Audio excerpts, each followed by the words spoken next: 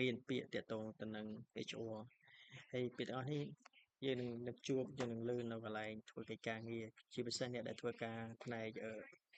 រដ្ឋបាលឬក៏ផ្នែកគ្រប់គ្រងនៅក្រុមហ៊ុនឬក៏រោងចក្រយើងលើឃ្លាតលើយើងលើពាក្យទាំងអស់ហ្នឹងអូខេ human resource ណា human resource ធនធានមនុស្ស human resource ធនធានមនុស្ស recruitment recruitment ការជ្រើសបុគ្គលិក interview interview ណា interview interview នោះការសម្ភាសន៍ employee employee និយោជិត employee និយោជិត employer employer និយោជកអូខេ training training ណា training ណាការបណ្ដុះបណ្ដាល performance performance performance ណាការអនុវត្តការងារ performance ការអនុវត្តការងារ salary salary ណា salary salary នោះប្រាក់ខែអូខេ benefits benefits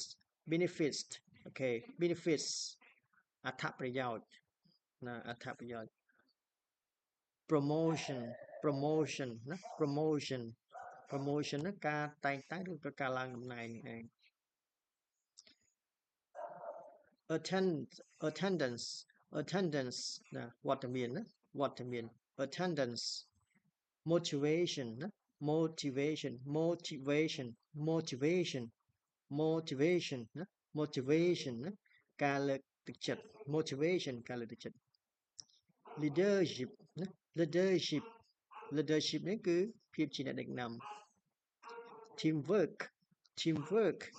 teamwork ណា teamwork ណាការធ្វើការងារជាក្រុម workplace ណា workplace workplace ណា workplace កន្លែងធ្វើការ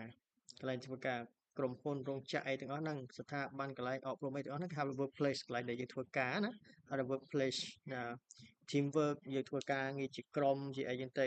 leadership ហ្នឹងភាពជាអ្នកដឹកនាំយើងមានភាពជាអ្នកដឹកនាំអីក្នុងកន្លែងរោងចក្រ